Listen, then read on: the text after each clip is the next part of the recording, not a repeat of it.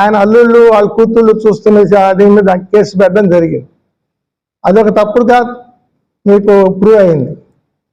ఇప్పటికి నాకు తెలిసి నారాయణ విద్యా సంస్థల పైన నారాయణ గారు రాష్ట్ర మంత్రిగా 2014-19లో చేసిన తర్వాత 19-24 లోపల రకరకాల కేసులు పెట్టడం జరిగింది.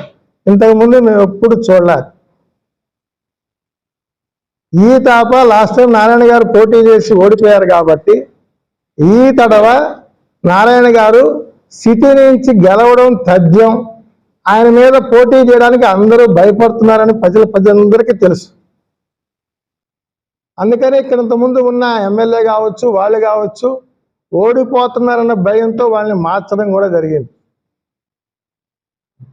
ఈ భయంతో ఏదో ఒక అలిగేషన్ పెట్టి నారాయణ గారిని ఏదో కేసు బనాయించి ఆయన్ని పోటీకి విరమించాలని